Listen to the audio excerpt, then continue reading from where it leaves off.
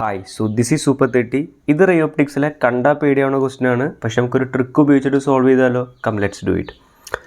Water with refractive index 4/3 in a tank is 18 centimetre deep. ഒരു ടാങ്കിൽ 18 centimetre ഡീപ്പിൽ refractive index 4/3 ആയിട്ടുള്ള water ഉണ്ട്. ബാക്കി നോക്കാം.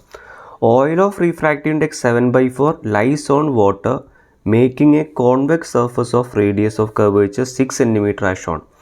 അപ്പോൾ ഈ വാട്ടർ സർഫസിലായിട്ട് റീഫ്രാക്റ്റീവ് ഇൻഡെക്സ് 7/4 ആയിട്ടുള്ളൊരു ഓയിൽ ഡ്രോപ്പ് ഉണ്ട്. അതിൻ്റെ റേഡിയസ് എത്രയാണ്? 6 സെൻറ്റിമീറ്റർ ആണ്. Okay, consider oil to act as a thin lens. ഈ ഓയിൽ ഒരു തിൻ ലെൻസായിട്ട് ആക്ട് ചെയ്യുന്നു വിചാരിക്കാം. ഓക്കെ, വിചാരിക്കാം. ഇനി an object S is placed 24 centimetre above water surface. ഈ വാട്ടർ സർഫസിൻ്റെ മുകളിലായിട്ട് 24 സെൻറ്റിമീറ്റർ മുകളിലായിട്ട് എന്തുണ്ട്? ഒരു ഒബ്ജക്റ്റ് ഉണ്ട്. അതിൻ്റെ പേര് എസ് എന്ന് എഴുതി. എന്തൊരു ഒബ്ജക്റ്റ് അതിനെ എസ് എന്ന് നെയിം ചെയ്തു. അങ്ങനെയെങ്കിൽ പറയുന്നത് the location of its image is X centimetre above the bottom of the tank. അപ്പോൾ ഇവിടെ ഒരു ഒബ്ജക്റ്റ് ഉണ്ടെങ്കിൽ ഇതിൻ്റെ ഇമേജ് ഇവിടെ ഉണ്ടായി. കണ്ടോ, ഇതാണ് ഇമേജ്. ഈ ഇമേജ് എന്ന് പറയുന്നത് ഈ ബോട്ടം ഓഫ് ടാങ്ക്, ഇതാണ് ടാങ്കിൻ്റെ ബോട്ടം അല്ലേ. ഈ ടാങ്കിൻ്റെ ബോട്ടത്തിൽ നിന്നും എക്സ് സെൻറ്റിമീറ്റർ അകലെയാണെങ്കിൽ ഈ എക്സിൻ്റെ വാല്യൂ കണ്ടുപിടിക്കണം. ക്ലിയർ? അപ്പോൾ എക്സിൻ്റെ വാല്യൂ കണ്ടുപിടിക്കാൻ സിമ്പിൾ പരിപാടി എന്ന് പറയുന്നത് ഇവിടെ നിന്ന് ഇങ്ങോട്ടേക്കുള്ള ഡിസ്റ്റൻസ് എന്തായിരിക്കും? അത് ഇമേജ് ഡിസ്റ്റൻസ് ആയിരിക്കും അല്ലേ. ഇവിടെ നിന്ന് ഇങ്ങോട്ടുള്ള ഇമേജ് ഡിസ്റ്റൻസ് ആണെങ്കിൽ ടോട്ടൽ 18 അല്ലേ. അപ്പോൾ 18 മൈനസ് വി ചെയ്ത് നമുക്ക് എന്ത് കിട്ടും? എക്സ് കിട്ടും. സോ വി കണ്ടുപിടിക്കാം. ഇത് ചെയ്ത് കഴിഞ്ഞാൽ എക്സ് കിട്ടും. ക്ലിയർ? ഓക്കെ. അപ്പോൾ ഇതിനുള്ള ട്രിക്ക് ഫോർമുല ഇതാണ്. കഴിഞ്ഞ ക്വസ്റ്റ്യൻ ചെയ്ത അതേ ഫോർമുല തന്നെയാണ്. N2 minus N1/R is equal to N2/V minus N1/U. ഇതിലെ ടേംസിനെ ഞാൻ ഒന്നും കൂടെ നിങ്ങൾക്ക് എക്സ്പ്ലെയിൻ ചെയ്തു തരാണ്. N2 എന്ന് പറഞ്ഞു കഴിഞ്ഞാൽ നമ്മൾ കൺസിഡർ ചെയ്യുന്ന സർഫസിൻ്റെ താഴെയുള്ള മീഡിയം. ക്ലിയർ? N1 എന്ന് പറഞ്ഞു കഴിഞ്ഞാൽ നമ്മൾ കൺസിഡർ ചെയ്യുന്ന സർഫസിൻ്റെ ടോപ്പിലുള്ള മീഡിയം. R എന്ന് പറഞ്ഞു കഴിഞ്ഞാൽ നമ്മൾ കൺസിഡർ ചെയ്യുന്ന സർഫസിൻ്റെ റേഡിയസ്. N2 എന്ന് പറഞ്ഞു കഴിഞ്ഞാലോ? N2 എന്ന് പറഞ്ഞു കഴിഞ്ഞാൽ ഇമേജ് ഉണ്ടായ മീഡിയം. N1 എന്ന് പറഞ്ഞു കഴിഞ്ഞാൽ ഒബ്ജക്റ്റ് ഇരിക്കുന്ന medium. V image distance, u object distance. അതൊക്കെ പഴയ പോലെ തന്നെ. ക്ലിയർ? ഇനിയൊരു കാര്യം കൂടി ഉണ്ട്. ഇത് ചെയ്യാനായിട്ട് നമുക്ക് എന്തുകൊണ്ട് അപ്ലൈ ചെയ്യാനായിട്ടൊരു സൈൻ കൺവെൻഷനും കൂടെ ആവശ്യമുണ്ട്. ആ സൈൻ കൺവെൻഷൻ എന്താണെന്ന് കൂടെ ഞാൻ പറഞ്ഞുതരാം. ശ്രദ്ധിക്കാം. ലൈറ്റ് എവിടെ നിന്നാണ് വരുന്നത്? ലൈറ്റ് വരുന്ന ഭാഗം അവിടെയുള്ളതൊക്കെ എപ്പോഴും നെഗറ്റീവായിട്ട് എടുക്കണം. ക്ലിയർ? അതായത് മുകളിൽ നിന്നാണ് ലൈറ്റ് വരുന്നതെങ്കിൽ മുകൾ ഭാഗം നെഗറ്റീവ്, താഴെ ഭാഗം പോസിറ്റീവ്.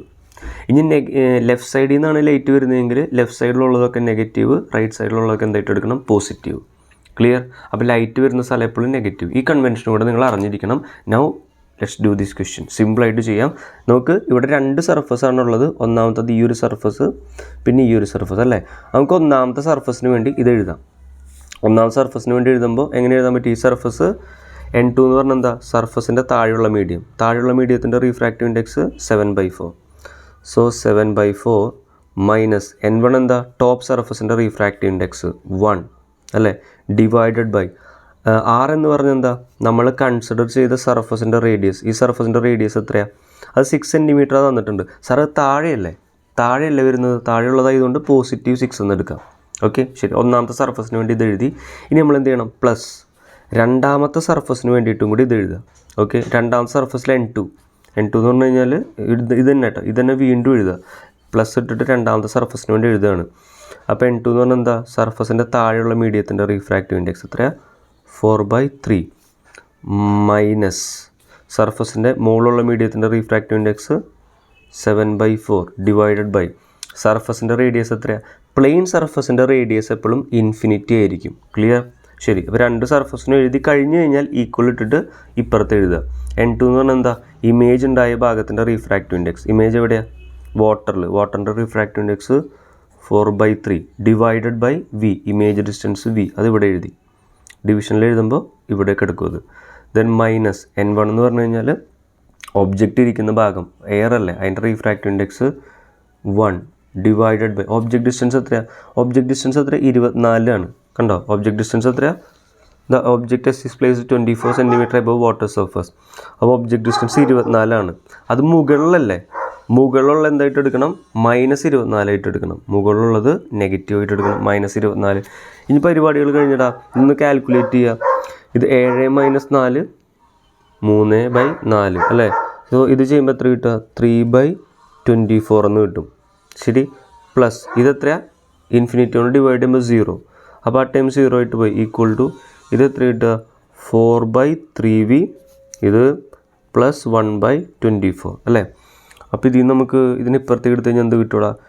2/24 എന്ന് കിട്ടും. ഇത് ഈ ടൈം ഇപ്പുറത്ത് വരുമ്പോൾ 2/24 that is equal to 1/12 equal to 4/3v എന്ന് കിട്ടി അല്ലേ. ഇതിൽ നിന്ന് v കണ്ടുപിടിക്കുക. ദിസ് ഇംപ്ലൈസ് v എന്തായിരിക്കും? വിന് ഇപ്പുറത്തേക്ക് എടുക്കുക. v ഈസ് ഈക്വൽ ടു 12 ഇപ്പുറത്തേക്ക് എടുക്കുക. 12 × 4/3 അതായത് എത്രയെന്ന് കിട്ടി? ഇവിടെ 4 16 എന്ന് കിട്ടി. വിയുടെ വാല്യൂ കിട്ടിയില്ലേ. അപ്പോൾ എക്സ് എത്രയായിരിക്കും? 18 - 16 2 സെൻറ്റിമീറ്റർ. സർഫസിൽ നിന്ന് 2 സെൻറ്റിമീറ്റർ മുകളിലാണ് ഇമേജ് ഉണ്ടായത് അല്ലേ. Option B will be the right answer.